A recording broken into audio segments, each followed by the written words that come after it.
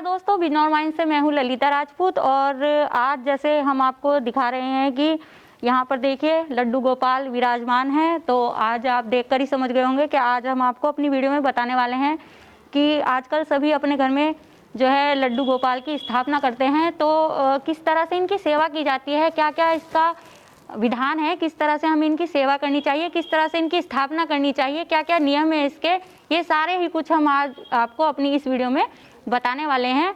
तो हमारे साथ बहुत सारी महिलाएं हैं। आजकल दोस्तों एक ट्रेंड सा हो गया है कि सभी अपने घर में जो है लड्डू गोपाल को विराजमान करते हैं, स्थापित करते हैं और उनकी सेवा करते हैं। और इसमें भाव ये होता है बच्चों के जो लड्डू गोपाल हैं उन्हें अपने घर में एक बच्चे की तरह, एक शिशु की तरह उन्हें स्थापित किया जाता है, उन्हें रखा जाता है। और एक माँ जैसे अपने एक छोटे से शिशु की देखभाल करती है, अपने परिवार के सदस्य के रूप में लड्डू गोपाल को अपने परिवार में सम्मिलित किया जाता है। और एक माँ जैसे अपने एक शिशु की जो है देखभाल करती है, उसका स्नान कराना, उसे खिलाना पिलाना, सर्दी में उसके सर्दी के कपड़े पहनाना, गर्मियों में गर्मियों के कपड़े पहनाना और हर तरह से उसकी देखभाल करना, इसी तरह से उनकी देखभाल की जाती है।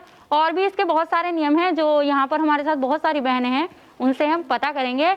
और मैं एक बात और कहना चाहूँगी दोस्तों कि इसमें जब लड्डू गोपाल को हम अपने घर में स्थापित करते हैं तो मन में यही भाव होता है कि हे प्रभु, अब ये हमारा घर आपके ही हवाले है, आप ही हमारे रक्षक हैं, आप ही हमारे पालनहार हैं और आप ही खेवनहार हैं। हम केवल अपने कर्म करेंगे, बाकी सब कुछ हम प्रभु आपके ऊपर ही छोड़ रहे हैं। तो ऐसा ही भाव एक भक्त के मन में होता है।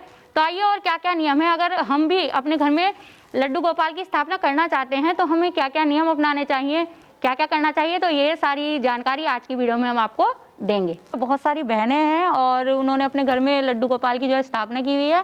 तो आइए उनसे ही हम इसके नियम जानते हैं। तो सबसे पहले बताइए क्या नाम है आपका? मैं सीमा। अच्छा, तो सीमा जी ये बताइए, आप लड्डू गोपाल की स्थापना आपने लगभग कितना समय हो गया आपको करे हुए?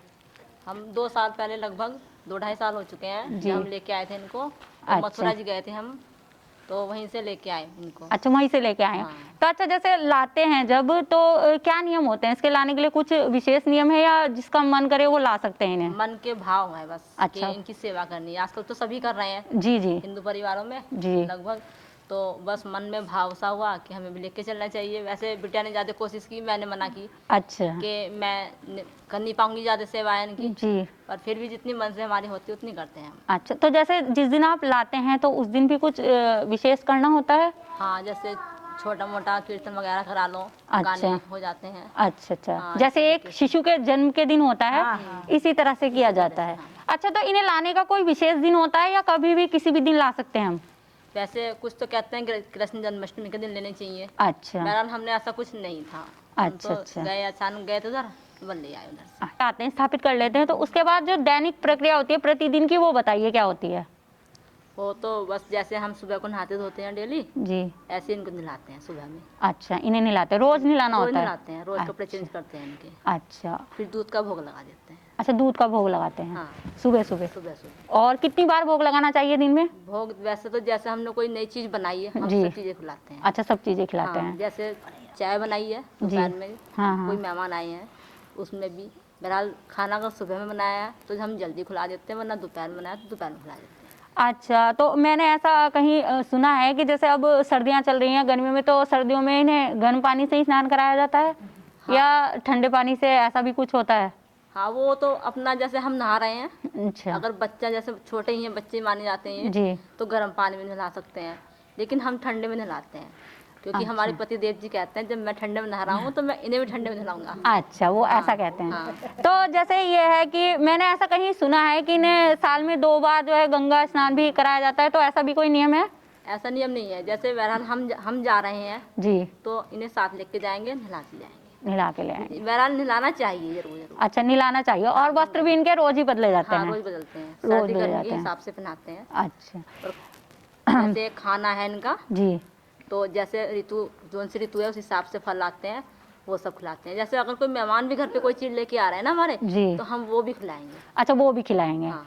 तो देखिए दोस्तों, जैसा मैंने आपको पहले ही बताया था कि इसमें लड्डू गोपाल जी को जो है अपने घर का ही सदस्य माना जाता है। और जैसा व्यवहार हम एक छोटे बच्चे से, जो हमारा छोटा बच्चा होता है, कुछ भी चीज़ हमारे घर में आती है तो सबसे पहले उसे ही खिलाई जाती है, ये सभी घरों में होता है। तो एक सबसे छोटे शिशु के रूप में भगवान लड्डू गोपाल जी को, श्री कृष्ण का जो ये बाल स्वरूप है, इसे अपने घर में स्थापित करके भाव के साथ भक्त जो है ऐसा करते हैं कि उसे सबसे पहले उन्हें ही सब चीज़ों का भोग लगाते हैं। आदेश जी, तो ये बताइए आपने कब स्थापना की थी लड्डू गोपाल की अपने घर पे? 4 साल। अच्छा, 4 साल हो गए हैं आपको। तो जैसे लाने का और प्रतिदिन की क्रिया तो हमने पूछ ही ली है क्या होना चाहिए सुबह सुबह, लेकिन आप ये बताइए कि अगर हम कहीं बाहर जाते हैं, जैसे जाना पड़ता है हमें घर से बाहर, तो उस समय क्या करना चाहिए?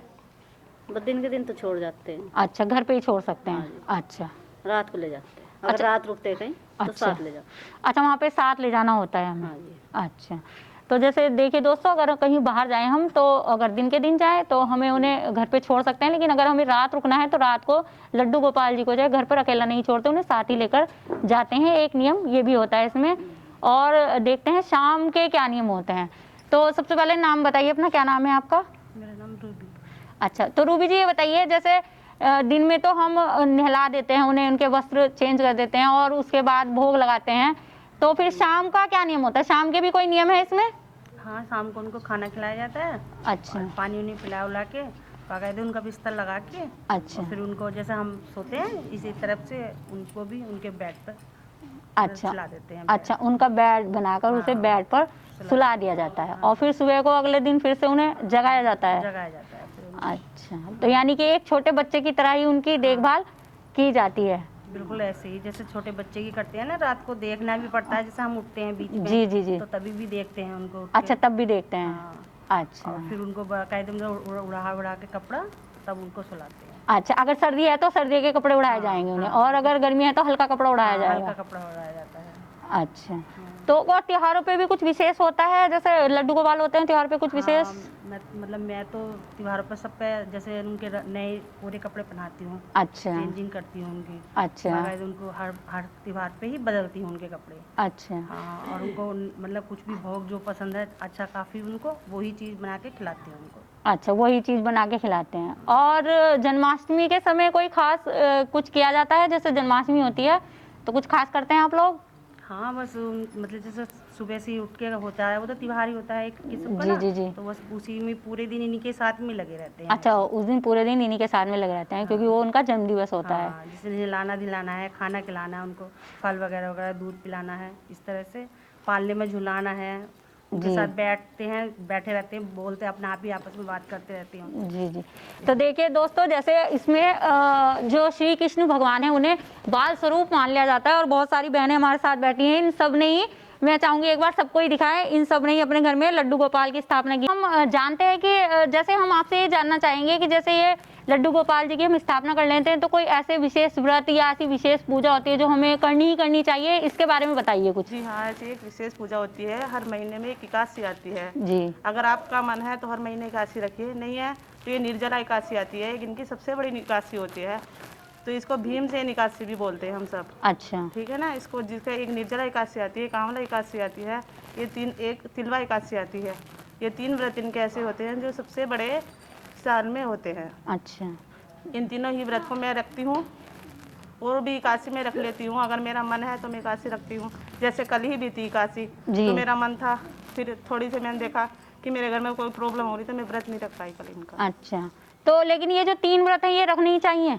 हाँ, ये 3 व्रत इनके जरूर ही रखने चाहिए सभी को। अच्छा।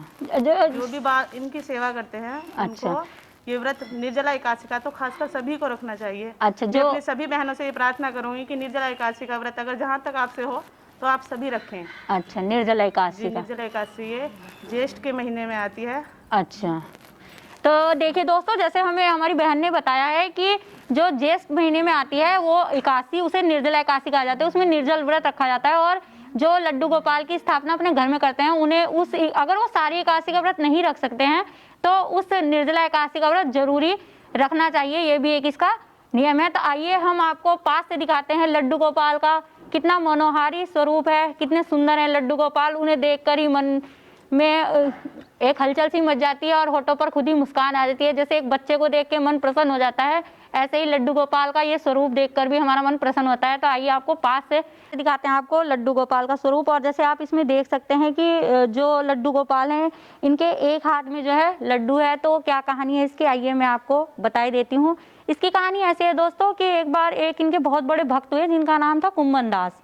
तो वो रोज ही इनके घर में एक भगवान श्री कृष्ण की, जैसे सबके घर में ही मूर्ति तस्वीर होती है, बांसुरी बजाते हुए इनके घर में एक तस्वीर रखी हुई थी।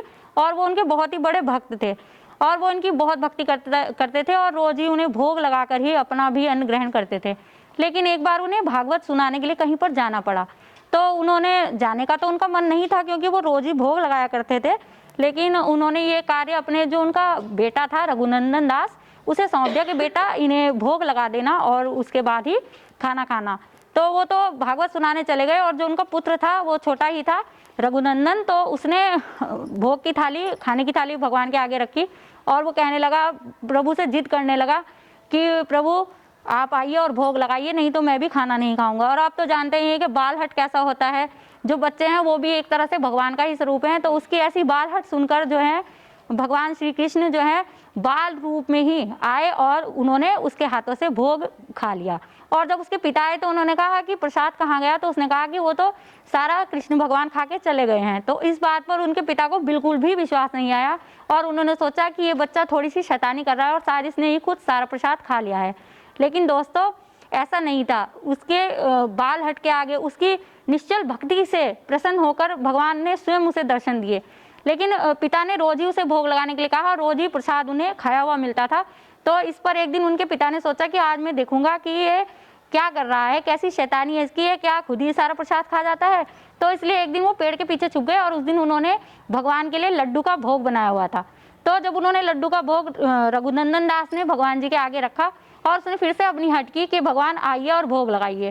तो जो भगवान श्री कृष्ण है वो बाल स्वरूप में उस लड्डू का भोग लगाने के लिए आए और जैसे ही वो लड्डू का भोग लगाने के लिए आए तो उन्होंने हाथ में जैसे ही लड्डू उठाया तो पीछे पेड़ के पीछे से जो कुंभन दास जी थे वो देख रहे थे भगवान की इस लीला को।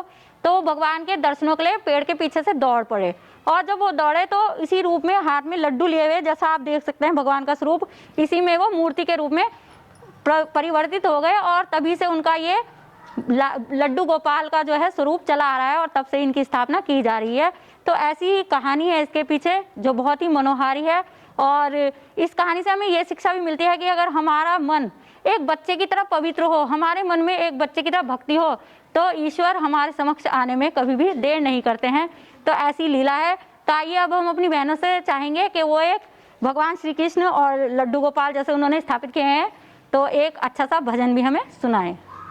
भोग लगाओ मेरे प्रभु जी, आओ भोग लगाओ मेरे प्रभु जी, तीन दिशा से आओ मेरे प्रभु जी, चार दिशा से आओ मेरे प्रभु जी, बिलनी के बेर सुदामा के चावल, बिलनी के बेर सुदामा के चावल, रुच रुच भोग लगाओ मेरे मोहन, रुच रुच भोग लगाओ मेरे प्रभु जी, आओ भोग लगाओ मेरे प्रभु जी, आओ भोग लगाओ मेरे प्रभु जी, भूख लगी तो प्रभु उठ कर भागे, भूख लगी तो प्रभु उठ कर भागे, अरे साग भी दूर घर खाओ मेरे प्रभु जी, साग भी दूर घर खाओ मेरे प्रभु जी, आओ भोग लगाओ मेरे प्रभु जी, आओ भोग लगाओ मेरे प्रभु जी, ऐसा भोग लगाओ मेरे प्रभु जी, ऐसा भोग लगाओ मेरे प्रभु जी, सब अमृत बन जाए मेरे प्रभु जी, सब अमृत बन जाए मेरे प्रभु जी, जो कोई इस अमृत को पावे, जो कोई इस अमृत को पावे, वो ही तुम्हारा हो जाए मेरे प्रभु जी, वो ही तुम्हारा हो जाए मेरे प्रभु जी आओ भोग लगाओ मेरे प्रभु जी आओ भोग लगाओ मेरे प्रभु जी वृंदावन की कुंज गली में वृंदावन की कुंज गली में श्यामल श्यामल आओ मेरे प्रभु जी श्यामल श्यामल आओ मेरे प्रभु जी आओ भोग लगाओ मेरे प्रभु जी आओ भोग लगाओ मेरे प्रभु जी ऐसा भोग लगाओ मेरे प्रभु जी ऐसा भोग लगाओ मेरे प्रभु जी हम सब तुम्हारी शरण में आए हम सब तुम्हारी शरण में आए आओ भोग लगाओ मेरे प्रभु जी आओ भोग। कि जब हम लड्डू गोपाल जी की स्थापना अपने घर पे कर लेते हैं तो इनसे हमारे घर में